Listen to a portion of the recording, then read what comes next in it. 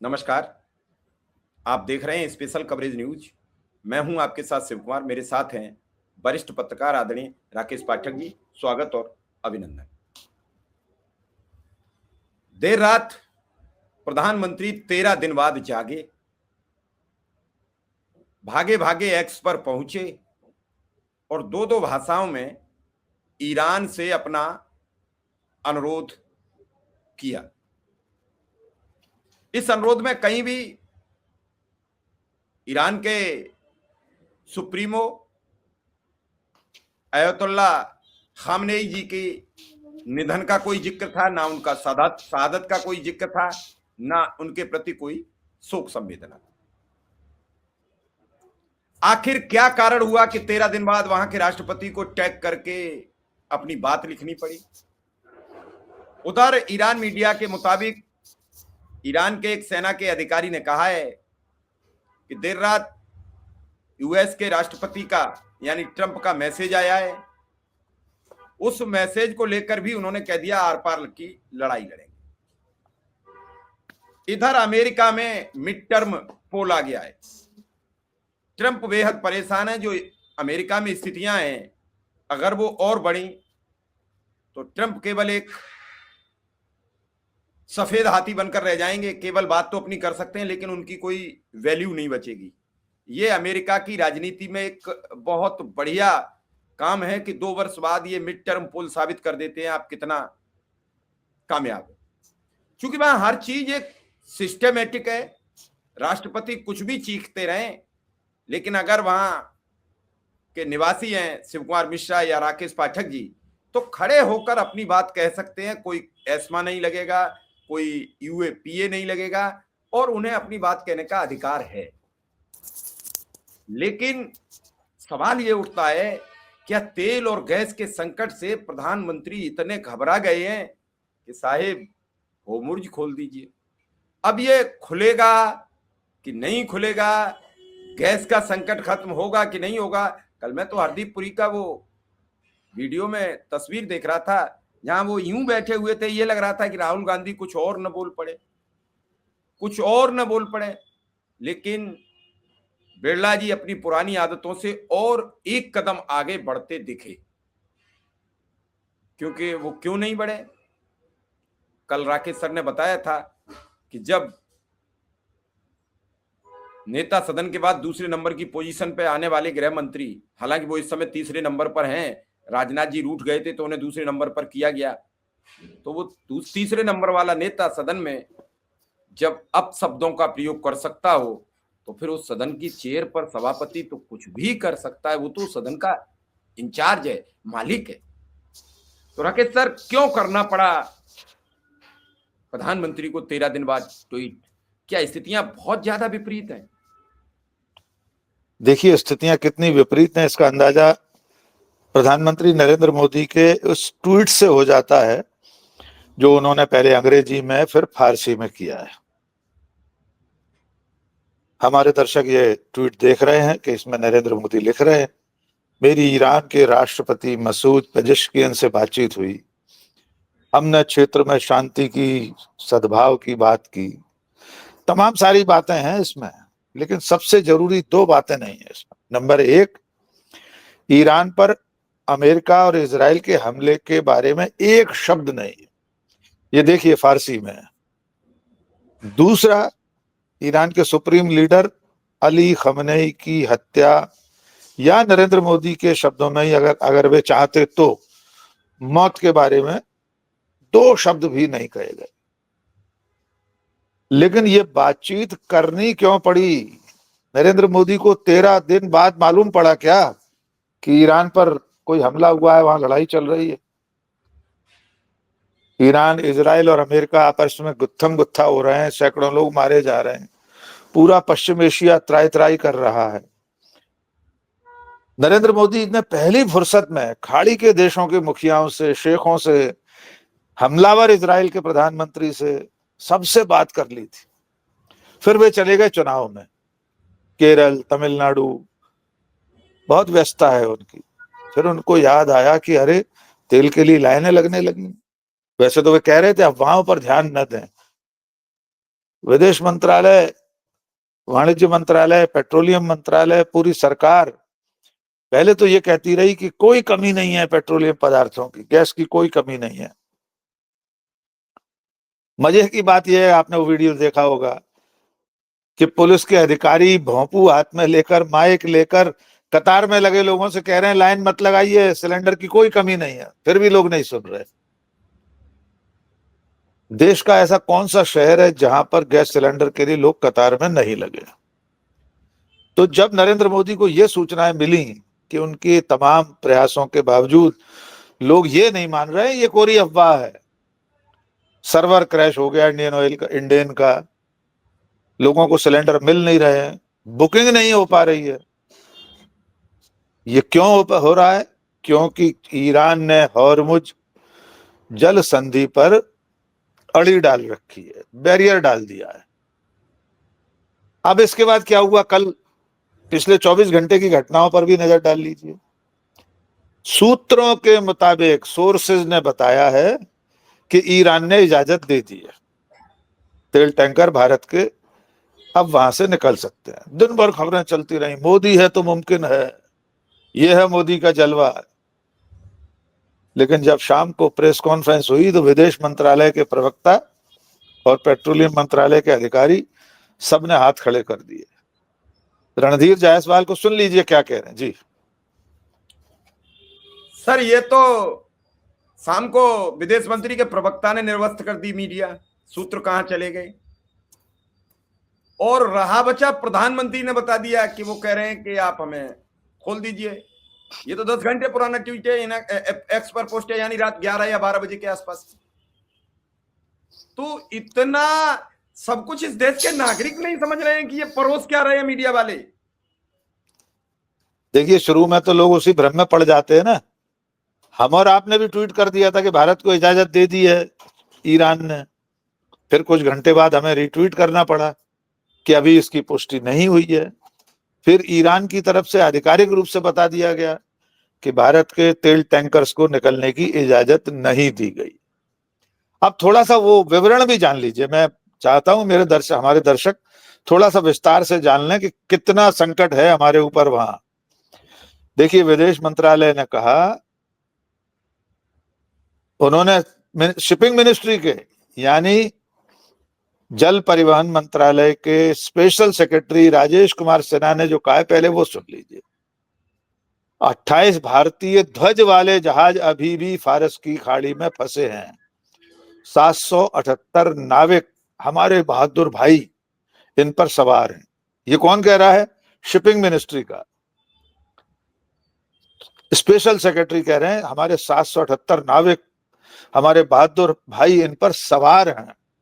24 जहाज हॉर्मुज के पश्चिम में हैं, जिस पर 677 नाविक हैं, 4 पूर्व में जिन पर 101 नाविक हैं।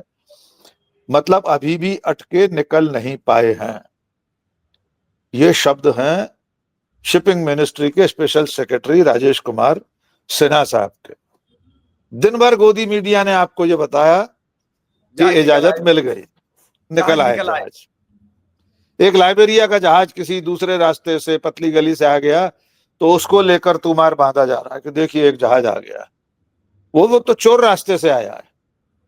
यहां तो बैरियर अभी डला है, बैरियर उठाया नहीं है इस चेक पोस्ट पर से। तो अब नरेंद्र मोदी के सामने समस्या ये हो गई कि हमारा जो तेल रिजर्व है, हमारा जो गैस रिजर्व है, वो खत्म होने वाला है। कितने दिन तक हम ऐसे काम चला पाएंगे? सड़कों पर लोग उतर आए हैं, नारेबाजी चल रही है, मोदी के विरोध में नारे लगने लगे। तब उन्हें लगा कि अब बात कर ली जाए। एक दूसरा कोण और है शिव कुमार जी, जो हम पिछले कई सालों से देखते आ रहे हैं, वो है shadow prime minister Rahul Gandhi के दिशा निर्देश। अब तो हम दिशा निर्देश कहने पर मजबूर हैं। राहुल गांधी जो कुछ कहते हैं सरकार को वो करना पड़ता है। आप पिछले 5-7 साल का बड़े से बड़ा काम देख लीजिए, जो राहुल ने कहा वो नरेंद्र मोदी ने किया।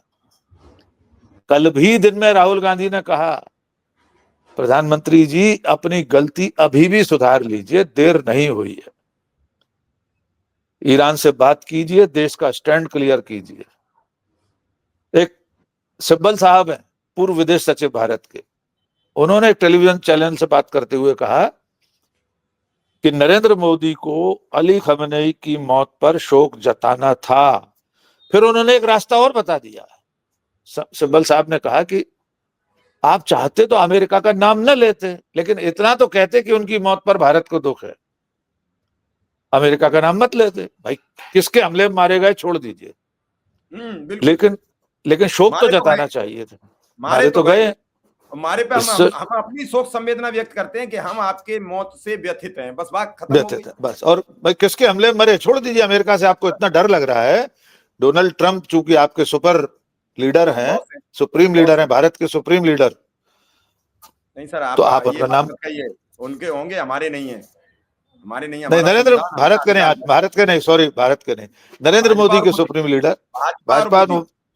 मोदी के supreme leader Ayatollah Donald Trump. तो जी, अब वहां सुप्रीम लीडर को अयातुल्ला ही कहते हैं, वो एक पदवी है एक तरह से। जी जी। राहुल गांधी ने दोपहर में कहा कि अभी भी अपनी गलती सुधार लीजिए। नरेंद्र मोदी ने रात होते होते खुद ट्वीट करके बताया कि मेरी टेलीफोन पर बात हुई है। और एक बात साफ समझ लीजिए, फोन उधर से नहीं आया है, घंटी उधर से नहीं बजी थी आपके फोन में, इधर से बजाई गई है, इधर से बजाई गई थी। पीएमओ से लाइन, हॉटलाइन यहां से मिलाई गई थी, क्योंकि प्रधानमंत्री के ट्वीट में यह नहीं लिखा है कि पेजेश्कियन ने उन्हें फोन किया। और स्पष्ट है, ईरान के मीडिया ने बाद में, वो हम चाहेंगे वो ट्वीट भी दिखा दें, हम उन ट्वीट्स को पढ़ने के बाद समझ जाएंगे फोन नरेंद्र मोदी ने किया,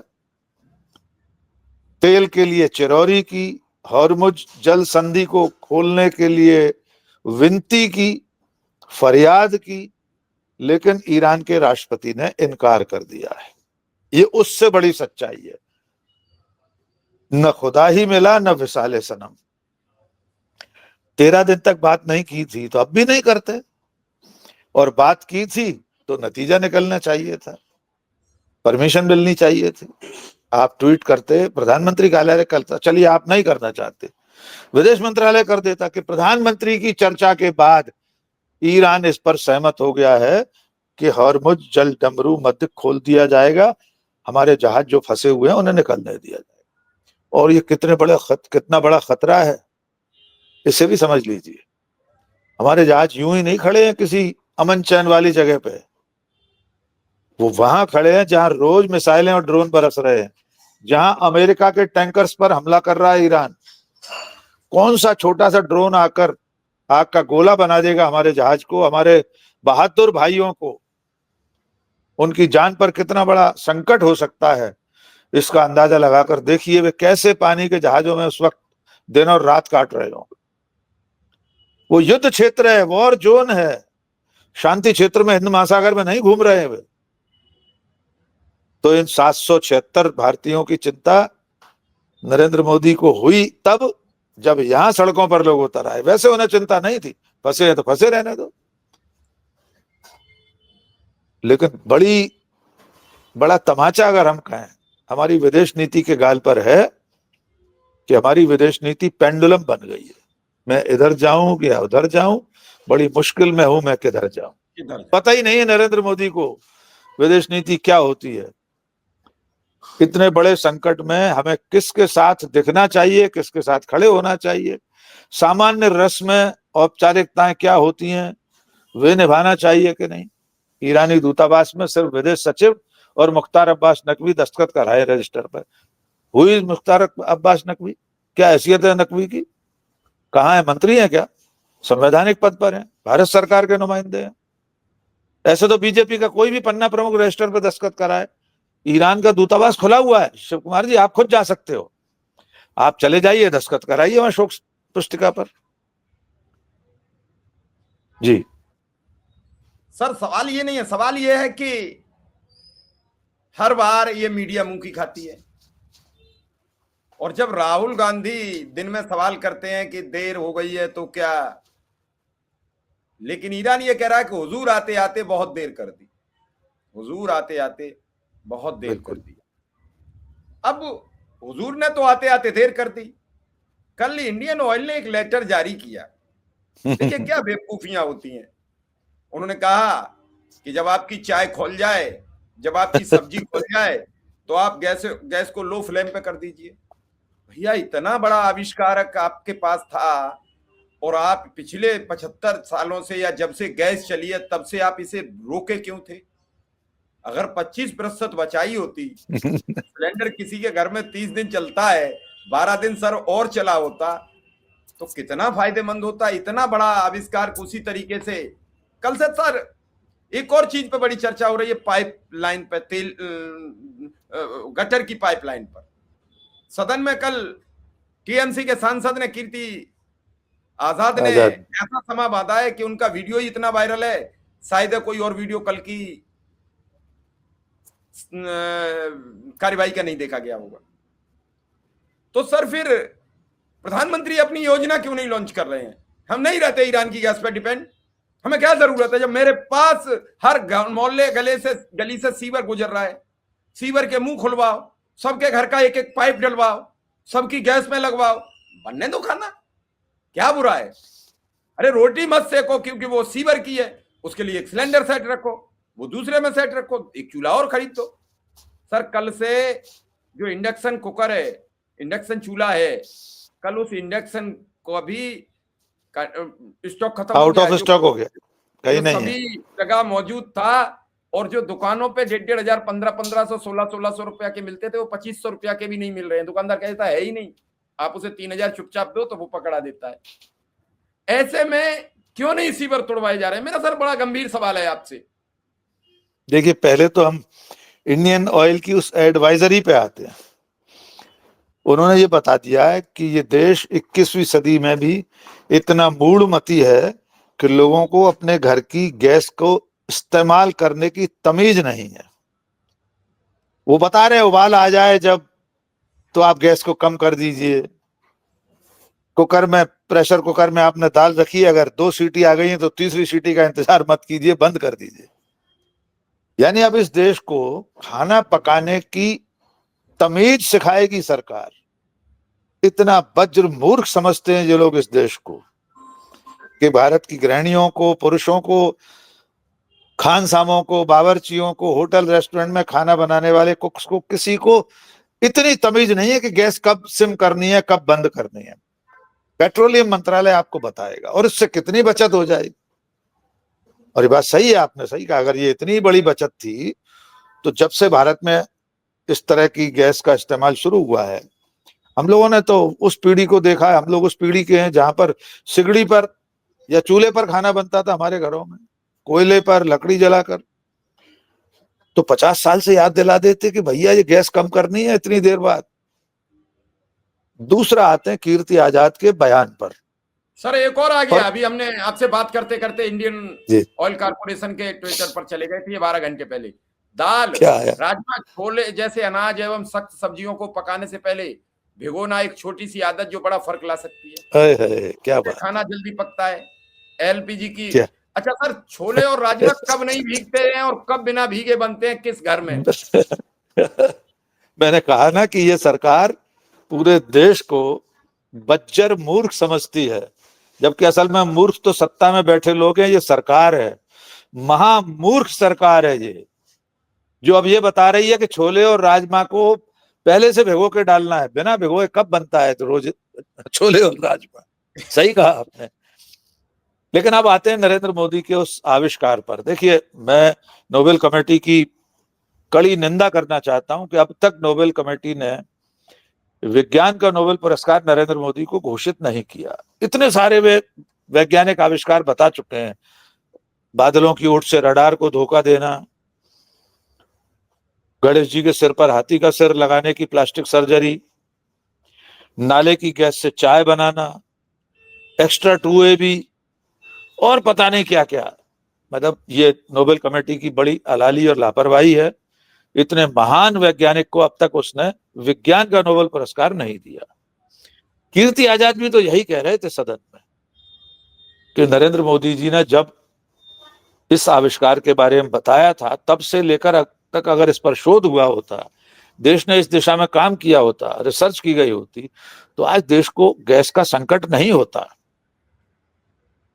गनीमत है प्रधानमंत्री जी ने मनुष्य के शरीर से उत्सर्जित होने वाली गैस के प्रयोग के बारे में कोई कुछ वक्तव्य नहीं दिया। हो सकता है इसका भी सदुपयोग करने की बात वे कह सकते थे। सवाल यह है कि इस तरह की मूर्खताएं ये देश, ये समाज बर्दाश्त कैसे करता है। कितने तरह के मीम बन गए हैं शिव कुमार जी। नाले पर कमांडो लगे हुए हैं, उसकी सुरक्षा की जा रही है। नालों में लोगों ने ले जाकर गैस के सिलेंडर वो रख रखे हैं, गैस के चूल्हे, वहां से पाइप लगाकर खाना बन रहा है नालों के किनारे से। लोग मीम बना रहे हैं कि आजकल जैसे मकान खरीदने आदमी जाता है या किराए पर लेने जाता है तो फेसिंग देखता है ना, हिल view, garden view, garden facing है, सन फेसिंग। मीम चल रहे हैं कि फ्लैट उपलब्ध है नाला फेसिंग, या नाला जिसके बैक में है। प्राथमिकता उन फ्लैटों को खरीदने के लिए लोगों ने जाहिर की है कि जिसके पास नाला हो वो फ्लैट चाहिए हमें। और कालाबाजारी की बात चल रही है, उस पर भी हम बात कर लें। आपने इंडक्शन की बात की, हम भी कल ऐसे सर्च कर रहे थे। जितने ऑनलाइन प्लेटफॉर्म है, अमेजन, ब्लिंकिट, जितने भी, स्विगी, जो जिन पर ऑनलाइन ऐसी चीजें मिलती हैं, किसी पर भी इंडक्शन उपलब्ध नहीं है पूरे देश में। ये नहीं है कि आपको लखनऊ, भोपाल, गाजियाबाद में नहीं मिल रहा है, कहीं इंडक्शन नहीं मिल रहा है। और कालाबाजारी आपने बता ही दिया, 1500 का इंडक्शन 2500 में मिल रहा है चोरी छुपे। गैस की कालाबाजारी शुरू हो गई। तो अब सरकार और सरकार का भोंपू मीडिया कालाबाजारियों के सिर पर तोहमत मढ़ रहे हैं कि गैस की कोई कमी नहीं है, कोई किल्लत नहीं है। ये जो ब्लैक मार्केट वाले हैं, इन्होंने गैस की किल्लत पैदा कर रखी। हम मानते हैं ऐसा भी होता है कुछ प्रतिशत। तो सरकार क्या कर रही है, सरकार किस चीज के लिए है? सर वो कानून क्यों लगा था, वो क्यों लगा है फिर? जब कालाबाजारी नहीं लग रही है, रुक रही है, तो जो एस्मा लगा है उसका मतलब क्या है? इस एस्मा लगाई इसलिए गया था, अति आवश्यक सेवाएं वस्तुएं अधिनियम, कि कोई भी जीवन उपयोगी जो आवश्यक सेवा या वस्तुएं हैं उनमें किसी भी तरह की बाधा उत्पन्न नहीं की जा सकती, और जो बाधा उत्पन्न करेगा उसे गिरफ्तार किया जा सकता है। लेकिन सरकार तो हेडलाइन में मैनेजमेंट में लगी हुई है। नरेंद्र मोदी ने कह दिया वहां पर। सर एक ये ट्वीट और है, इस पर भी थोड़ा सा, उस समय हमारे पास पोस्ट नहीं थी, हमें मिल गई जी। तो वो ये वही ट्वीट है, ये ईरान के मीडिया का ट्वीट है, जिसमें ये बताया जा रहा है कि प्रधानमंत्री मोदी ने मसूद पेजेश्कियन से, जो वहां के राष्ट्रपति हैं, उनसे बात की तेल की सप्लाई, और उन्होंने रिजेक्ट कर दिया। इससे ज्यादा हमारे लिए, हमारी विदेश नीति के लिए शर्म की बात क्या होगी कि हमने अपने परंपरागत मित्र को इस तरह खो दिया है कि वो हमारी जरूरत, इस वक्त राष्ट्रीय आपदा है ये। इस वक्त देश में जो तेल और गैस का संकट है वो राष्ट्रीय आपदा है।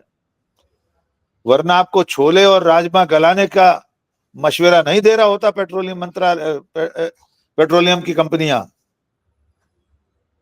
ये राष्ट्रीय आपदा इसलिए आई है क्योंकि हमने विदेश नीति का बर्ताव करते समय भारी भूलें कर दी हैं। भूल नहीं, मूर्खताएं की हैं, जिसका खामियाजा, नरेंद्र मोदी की नीतियों का खामियाजा देश को भुगतना पड़ रहा है। मोदी होंगे कंप्रोमाइज्ड अमेरिका या इजराइल से, ये देश कंप्रोमाइज नहीं, आप और हम नहीं है। वो जो कतारों में लगा हुआ आम आदमी है, उत्तर प्रदेश के जिस व्यक्ति के यहाँ आज शादी है, वो कल से रो रहा था कि हलवाई आए हुए हैं, गैस नहीं है, खाना कैसे बनेगा। हजारों लाखों लोग सड़कों पर भटक रहे हैं, वो कंप्रोमाइज नहीं है, उनकी कोई फाइल नहीं है, उनके किसी दोस्त के खिलाफ अमेरिका में केस नहीं है। इसलिए मोदी जी, आप अपनी लाचारियों की सजा देश पर मत थोपिए, देश को मत दीजिए। जी शिव कुमार। बिल्कुल आपने ठीक कहा। बस सर छोटा सा एक, कल आपने क्या संसद में देखा कि लोकसभा अध्यक्ष अपनी जिम्मेदारी निभा रहे हैं? बस एक छोटा सा कमेंट, बड़ा गंभीर है लोकसभा अध्यक्ष कैसे जिम्मेदारी निभाते हैं शिव कुमार जी, हम लोग परसों के अपने वीडियो में बता चुके हैं। हमारे दर्शक चाहें तो उसको फिर से देख सकते हैं, हमारे फेसबुक और ट्विटर पर भी है। लोकसभा अध्यक्ष जब सत्ता पक्ष की तरफ देखते हैं तो प्रेमी प्रेमिका की तरह नजर से देखते हैं, विपक्ष की तरफ जब देखते हैं तो चंद्रकांता संतति के क्रूर सिंह की नजर से देखते हैं। कल वे दोबारा आसंदी पर आए, उन्होंने फिर अपना वही रवैया, वही भोंपूपना फिर दिखा दिया।